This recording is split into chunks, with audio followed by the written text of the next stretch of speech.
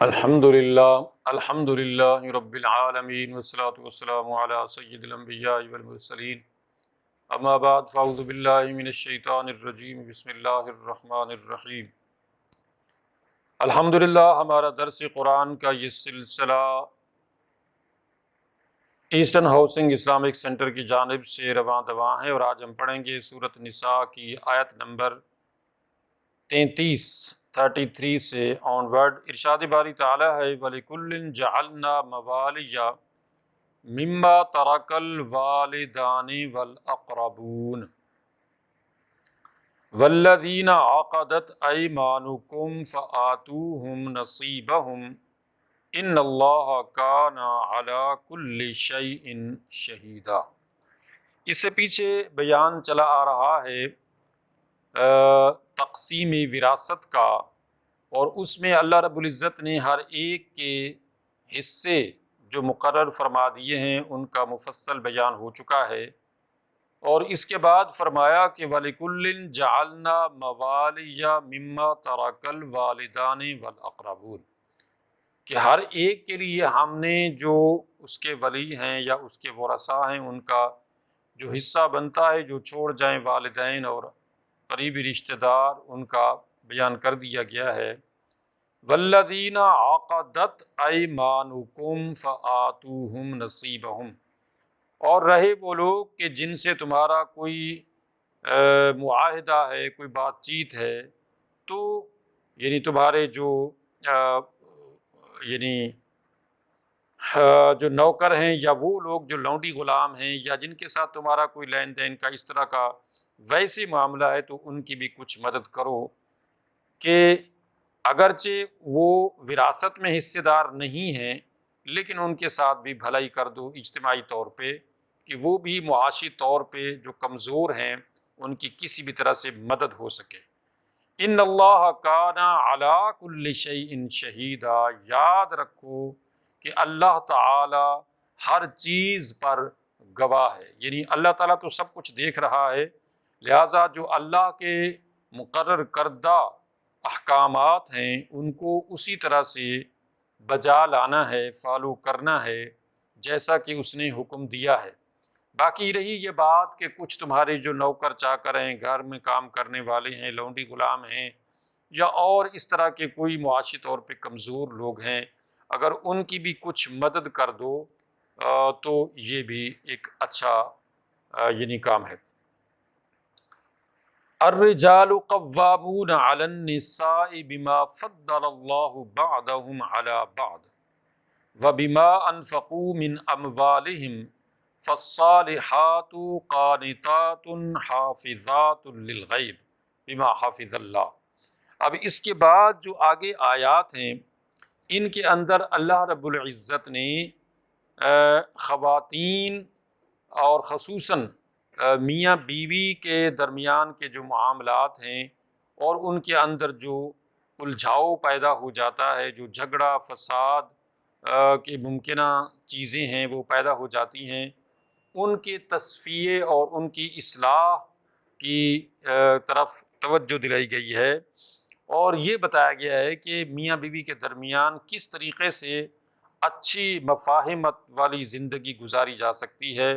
اور کہاں کہاں جو کمزوریاں ہیں اس رشتے میں ممکنہ طور پہ اس رشتے کو کمزور کر سکتی ہیں اور اس رشتے میں دراڑیں ڈال سکتی ہیں، ان کو درست کرنے کی ضرورت ہے۔ چنانچہ ارشاد فرمایا الرجال قوامون علی النساء،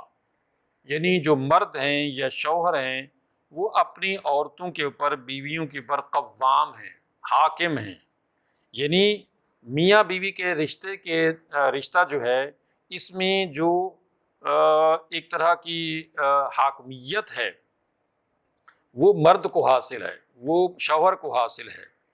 بئی وجہ کہ بما فضل اللہ بعضهم علی بعض۔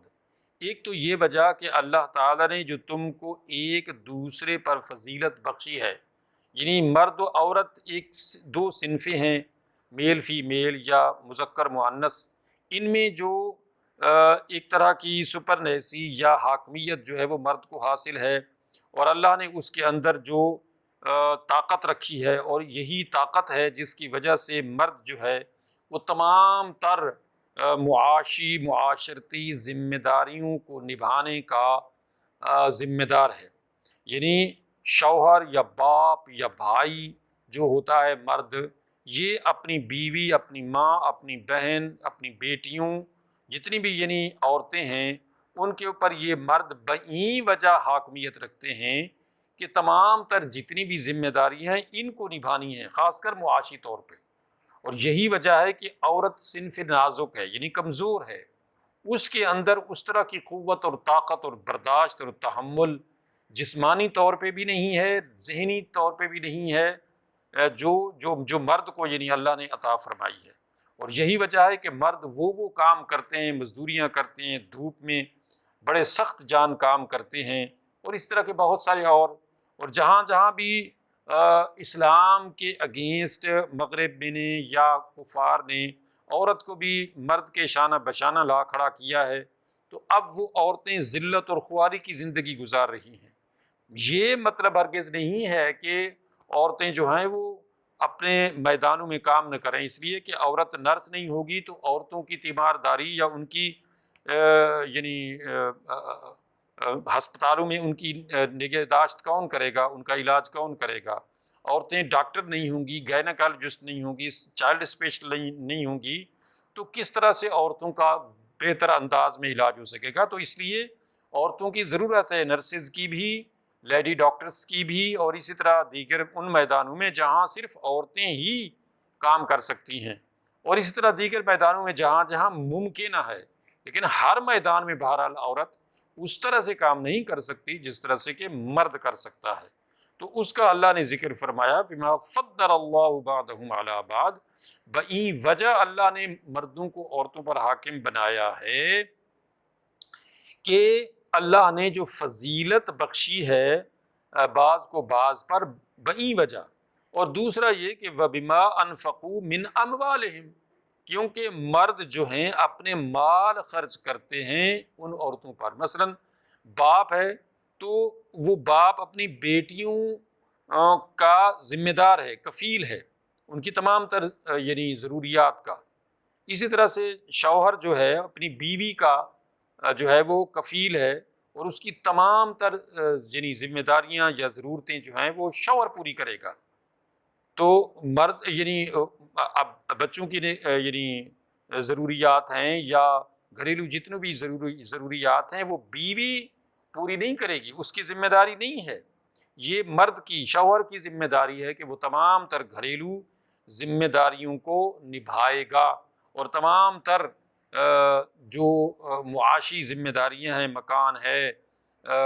باقی جو خرچہ ہے، کھانا پینا، رہن سہن، بود و باش، وقت، سب، تعلیم تربیت، یہ تمام تر مرد کی ذمہ داری ہے فراہم کرنا۔ تو یہ وجہ ہے کہ جس وجہ سے اللہ نے فرمایا الرجال قوامون علی النساء، یعنی مرد جو ہیں وہ عورتوں پر قوام یا حاکم ہیں۔ تو اس کی وجہ بھی ساتھ اللہ نے بتا دی کہ میں نے خواہ مخواہ میں ایسے نہیں کیا کہ مردوں کو عورتوں پر یہ قوام یا حاکم بنا دیا ہے،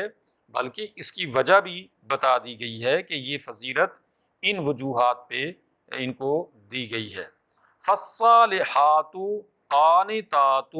حافظات للغیب ما حفظ اللہ۔ اب آگے جو ہے وہ بہترین بیویوں کی جو خصوصیات ہیں، ایک مومنہ نیک صالحہ بیوی کی کیا خصوصیات ہیں جو اللہ رب العزت نے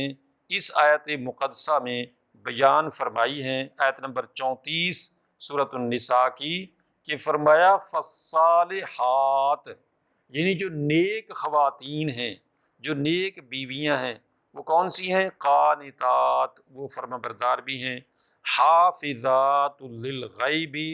بما حفظ اللہ، وہ خامند کی غیر موجودگی میں اس کی مال، عزت، آبرو، گھر بار، سب چیزوں کی وہ حفاظت کرتی ہیں، یعنی وہ کسی طرح کی خیانت نہیں کرتی، اپنے خامند کی غیر موجودگی میں بھی اس کی عزت، آبرو اور اسی طرح سے مال وغیرہ سب چیزوں میں جو ہے وہ حفاظت کرتی ہیں، یہ ہے نشانی نیک خواتین کی اور نیک بیویوں کی۔ واللاتی تخافون نشوزہن فعظوہن واہجروہن فی المضاجع واضربوہن۔ اس کے بعد یہ کہ میاں بیوی کے درمیان میں عموماً یہ جھگڑا فساد ہوتا رہتا ہے، اونچ نیچ ہو جاتی ہے، چھوٹی سی بات پہ بھی جھگڑا طول پکڑ جاتا ہے، اور ظاہر ہے کہ یہ رشتہ زندگی بھر نبھانے کا ہے، یعنی کوشش یہی کی جائے کہ یہ رشتہ نبھے اور چھوٹی چھوٹی باتوں پہ افتراق پیدا نہ ہو، جھگڑا پیدا نہ ہو۔ اگر کوئی غلط فہمی ہے تو اس کو دور کیا جائے، اور ان تمام تر لغزشوں کو، خطاؤں کو یا غلط فہمیوں کو دور کرنے کے لیے، یا جو بھی کوئی ایسی چیز پیدا ہو جاتی ہے خصوصاً اگر خواتین میں، تو ان کو دور کرنے کا ایک طریقہ اللہ رب العزت نے یہ بتایا ہے کہ واللاتی تخافون نشوزہن، کہ اگر تمہیں یہ خدشہ ہو، یعنی شوہروں کو یہ حکم دیا جا رہا ہے کہ اگر تمہیں یہ خوف ہو، خدشہ ہو کہ وہ نافرمانی کریں گی تمہاری، تو فعظوہن، ان کو سمجھاؤ۔ یعنی یہ ہے کہ ظاہر ہے ایک لڑکی نوجوان ہوتی ہے، وہ اپنے باپ کے گھر میں جس طرح کی زندگی گزار رہی ہوتی ہے، وہاں ماحول کچھ اور ہوتا ہے۔ اب یہ ایک غیر جگہ پہ آتی ہے، مطلب ایسے گھر میں آتی ہے کہ جہاں پہ اس کا ممکن ہے پہلے سے کوئی رشتہ ناتا، کوئی تعلق، کوئی وقفیت کچھ بھی نہ ہو۔ اب یہ ایک نئے گھر میں جب آتی ہے تو وہاں کے سارے لوگ جو ہیں اس کے ساتھ کس طرح کا بیہیو کرتے ہیں، یا یہ ان کے ساتھ کس طرح کا بیہیو کرتی ہے، خصوصاً اپنے خامند کے ساتھ کس طرح کا بیہیو کرتی ہے۔ ظاہر ہے اب یہ 18 سال کی ہے یا 25 سال کی ہے یا جو بھی عمر ہے، تو اس کے لیے ایک نئی زندگی کی شروعات ہے۔ اب یہاں پہ وہ یا تو بہت اچھی ثابت ہو سکتی ہے، یا درمیانی، یا پھر یہ ہے کہ اس میں کچھ نشوز ہو سکتا ہے، یعنی وہ کوئی نافرمانی، کوئی ضد، کوئی اس طرح کی اکڑ پن، یا اس طرح کا اکھڑ پن، یا اس طرح کی کوئی بھی چیز اس کے اندر اگر ہے، تو اس کا مطلب یہ ہرگز نہیں ہے کہ جی اگر اس نے کوئی تھوڑی سی بھی غلطی کی ہے، یا کوئی اکڑ دکھائی ہے، یا کوئی بات غلط کر دی ہے، یا کوئی بھی ایسا غلط کام کر دیا ہے، تو اس پہ جو ہے اس کو طلاق دے دی جائے، ہرگز نہیں۔ یعنی اب میاں بیوی کے درمیان میں اگر کوئی جھگڑا فساد کی کوئی بھی چھوٹی بڑی وجہ ہوتی ہے، تو اس کا مطلب یہ ہرگز نہیں ہے کہ چلو جی اس کو چھوڑ دو، اس میں تو یہ ہے، اس میں تو وہ ہے، اس میں تو یہ، اس نے تو یہ کہہ دیا، اس سے تو ایسی جو ہے ہماری مطلب بات نہیں مانی، یا اس طرح کی کوئی بات تو نہیں۔ اس کا طریقہ کیا ہے؟ اس کا طریقہ یہ ہے کہ فعظوہن، اس کو سمجھاؤ، اس کو بتاؤ کہ یہی زندگی ہے۔ ہر عورت، ہر لڑکی اپنے ماں باپ کے گھر کو ایک دن چھوڑتی ہے ہمیشہ کے لیے، اور ایک نئے گھر میں آتی ہے، اور اس نئے گھر میں ہی اس کا گھر بنتا ہے، اور اسی گھر کو وہ گھر بناتی ہے۔ جو بھی کسی گھر میں جاتی ہے اسی گھر کی وہ مالکہ بنتی ہے، اور اسی گھر میں اس کا پورا خاندان جو ہے نشو و نما پاتا ہے، اور وہی اس گھر کی پھر آگے جو ہے وہ مالک بن جاتی ہے۔ پھر اس کے بچے ہوتے ہیں، پھر اپنے بچوں کو وہ اس کی بیٹیاں بیٹے جو ہیں ان کا پھر رشتہ تلاش کرتی ہے۔ تو یہ ایک طرح کی ملکہ ہوتی ہے، اور اس گھر کو چلانے والی بن جاتی ہے، اور ہر لحاظ سے یعنی اپنے گھریلو معاملات جو ہے وہ دیکھتی ہے، سنبھالتی ہے۔ تو لہٰذا یہ نہیں ہے کہ چھوٹی سی بات پہ جو ہے اس کو، کیونکہ نئی نئی آئی ہے تو اس کے ساتھ جو ہے وہ سختی کا معاملہ کیا جائے، یا اس کو دھتکارا جائے، یا اس کو مار پیٹ کے نکال دیا جائے، تو نہیں، ہرگز نہیں، بلکہ حکم ہے کہ فاعظوہن، اس کو سمجھاؤ، اس کو نصیحت کرو، اس کو بتاؤ کہ معاملات جو ہیں یہ ایسے نہیں کرنے ہیں، اس گھر کو چلانا ہے، تم نے اسی طرح سے زندگی گزارنی ہے، تم نے اسی گھر میں رہنا ہے، اور اس گھر سے ہی تمہاری زندگی کی جو ہے وہ شروعات ہے، اور اصل تمہاری زندگی یعنی دنیا کی جو زندگی ہے تمہاری ایک لحاظ سے یہاں سے شروع ہوتی ہے۔ تو اصل جو تمہارا گھر ہے وہ یہ ہے۔ تو اس طریقے سے بہرحال اس کو جو ہے وہ سمجھایا جائے، اس کو نصیحتیں کی جائیں۔ اچھا، یہ نصیحتیں کون کرے گا؟ وہ خامد بھی، اس کی ساس سسر بھی، اس کے جو بھی اس کے پچھلے یعنی میکے بھی، اور اس طرح سے جو بھی گھر کے بڑے ہیں اگلے پچھلے، وہ سارے اس کے اندر جو ہے وہ شامل ہیں۔ اور لیکن خصوصاً خامد کو حکم دیا جا رہا ہے کہ وہ اس معاملے میں جو ہے وہ درگزر سے بھی کام لے، اور تحمل اور بردباری کا مظاہرہ کرے، اور اس کو سمجھائے بھی یعنی یہ بھی نہیں ہے کہ اگر وہ نشوز سے کام لے رہی ہے، نافرمانی کا مظاہرہ کر رہی ہے یا کوئی غلطی کر رہی ہے تو اس کو ایسے ہی چھوڑ دیا جائے، نہیں، یہ ہے کہ فاعظون، اس کو نصیحت کی جائے، اس کو سمجھایا جائے۔ واہجروہن فی المضاجع، اور اگر پھر وہ نصیحت سے بھی کام نہیں چل رہا ہے اور وہ نصیحت بھی قبول نہیں کر رہی ہے اور اسی طرح سے اکھڑ پن میں، نافرمانی میں، ضد مزدے میں اسی طرح سے چل رہی ہے، تو پھر تھوڑی اور سختی کی جائے، اور وہ سختی یہ ہے کہ ان کو ان کے بستروں سے الگ کر دو۔ یعنی یہ ہے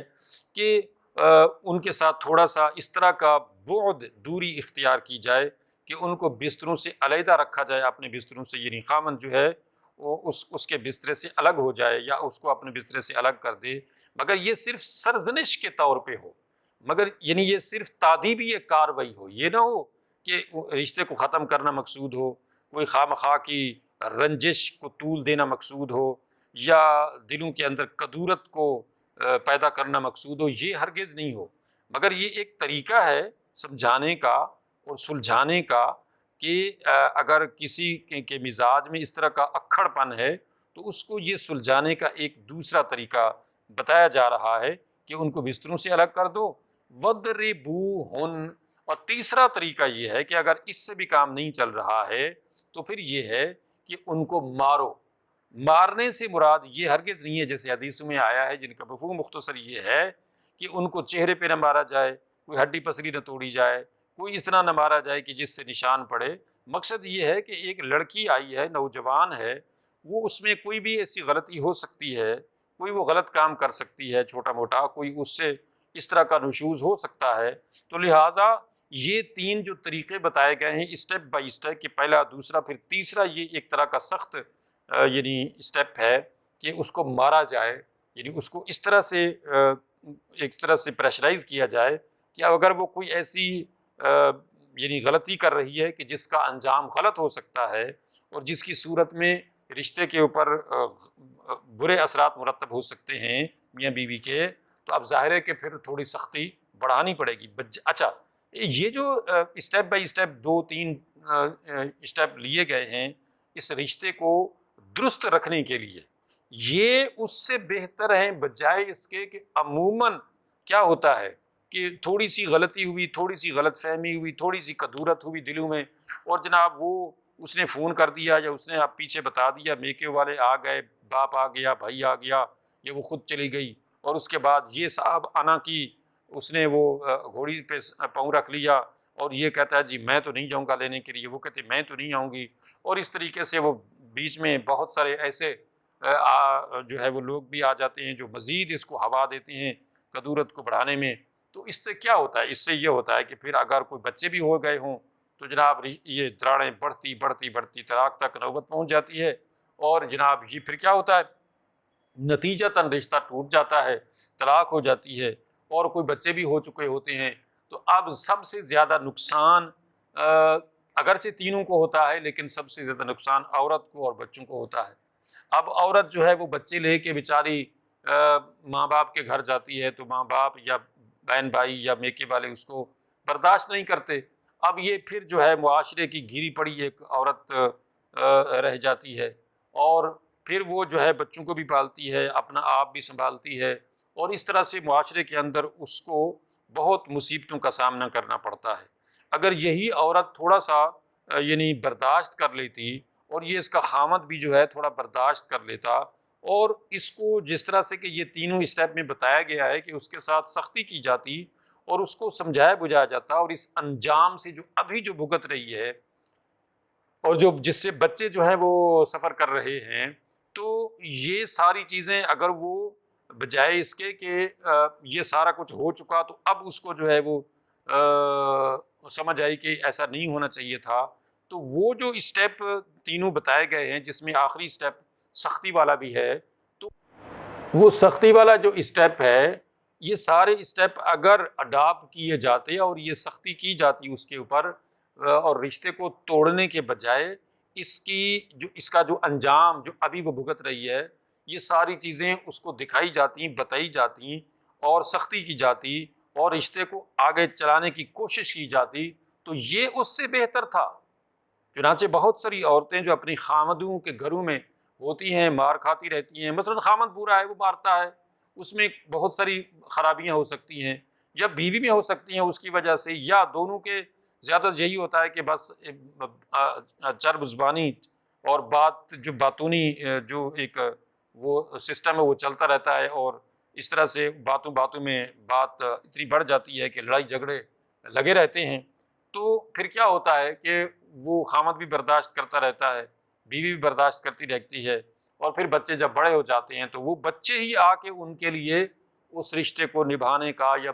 اس کو بہتر کرنے کا ایک سبب بن جاتے ہیں۔ اور پھر عورت بھی صبر کر جاتی ہے کہ چلو اللہ نے اس کو بچے دے دیے، اب اس کے بچے جوان ہو گئے، اور ان بچوں کے ساتھ وہ خوش ہو جاتی ہے، یعنی اگرچہ خامد برا ہے لیکن اس کے باوجود وہ اس گھر میں رہ جاتی ہے کہ چلو ٹھیک ہے اللہ نے مجھے اولاد دے دی، یہ نعمتیں دے دی، ٹھیک ہے۔ یا اسی طرح سے عورت بری ہے، اور یہی وجہ ہے، حدیثوں کا مفہوم بھی یہی ہے کہ اگر عورت کی کوئی ایک جو ہے یعنی بیوی کی کوئی ادا بری ہے یا اس میں ایک خصلت اس کی بری ہے، تو یہ نہیں کہ اس کی وجہ سے اس کو مار پیٹ یا اس کو چھوڑ دینا یا اس طرح کی کوئی سختی کی جائے، اس کی باقی جو اللہ نے اس کے اندر یعنی خیر و فلاح رکھی ہے، بھلائی رکھی ہے، اس کی طرف توجہ کی جائے۔ اس لیے کہ کوئی بھی انسان ہے، مرد ہے، عورت ہے، میاں بیوی، سب کے اندر جو ہے وہ یہ اونچ نیچ ہوتی ہے، کیونکہ اگر سارے انسان مرد و عورت اچھے ہو جائیں تو وہ انسان نہیں رہتے بلکہ پھر وہ فرشتے بن جاتے ہیں۔ انسانوں میں صرف ایک صنف ہے پیغمبروں کی کہ وہ برائی سے پاک ہوتے ہیں، ان سے برائی اس لیے نہیں ہوتی کہ اللہ تعالیٰ ڈائریکٹلی ان کی رہنمائی کر رہا ہوتا ہے، اس کی وجہ یہ ہوتی ہے کہ اللہ نے ان پیغمبروں کو باقی انسانوں کے لیے نمونہ بنانا ہوتا ہے۔ اگر پیغمبر بھی غلطی کریں تو پھر لوگ کہیں گے کہ صاحب آپ تو خود یہ کر رہے ہیں، آپ نے تو فلاں وقت میں ایسا کیا۔ تو یہ اس وجہ سے انسانوں میں پیغمبر ایک وہ ہستی ہیں کہ وہ یعنی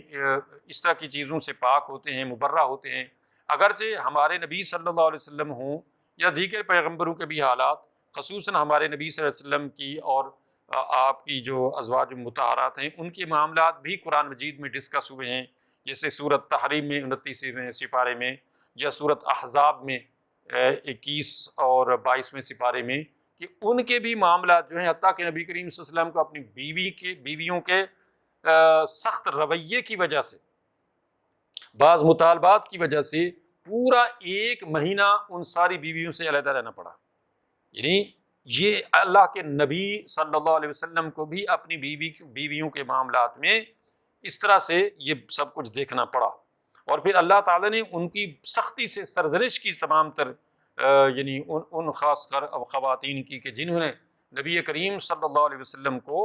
اتنے پر مجبور کیا کہ آپ صلی اللہ علیہ وسلم جو ہیں یہ اسٹیپ لینے پر مجبور ہوئے، کہ اللہ نے فرمایا کہ اگر تم نے میرے نبی کو تنگ کیا تو یہ تمہیں ممکن ہے طلاق دے دیں، اور اللہ تم سے بہتر ان کو بیویاں عطا فرما دے۔ تو یہ معاملات ہیں، ظاہر ہے وہ انسان تھی، وہ ہماری مائیں ہیں اور ان کا مرتبہ اور مقام بہت بلند ہے، لیکن بہرحال انسان ہیں، تو انسان جو ہوتا ہے اس سے غلطی ہوتی ہے۔ تو اس وجہ سے اللہ رب العزت نے اس رشتے کو نبھانے کے لیے، میاں بیوی کے رشتے کو نبھانے کے لیے اس کے درمیان میں جو بھی دراڑیں پیدا ہو جاتی ہیں ان کو فل کرنے کے جو طریقے بتائے ہیں، اس میں ایک جو آخری طریقہ ہے اس پہ بعض لوگ اعتراض کرتے ہیں کہ جناب یہ دیکھو وَضْرِبُوهُنَّ، کہ اسلام میں کے اندر جو ہے وہ تو بیویوں کو مارنے کا بھی حکم ہے۔ تو اگر بیوی جو ہے وہ کوئی غلط کام کر رہی ہے تو بجائے اس کے مارنے سے مراد یہ بھی نہیں ہے کہ اس کو ڈز کر دے اور جناب قتل کر دے، اس کو ڈنڈا مار دے اور اس کو جو ہے اس کی ہڈی پسلی توڑ دے، نہیں، یہ نہیں ہے۔ یہ محض ایک تادیبی اور سرزنش کی ایک کارروائی ہے کہ بجائے اس کے کہ رشتے کو ہی توڑ دیا جائے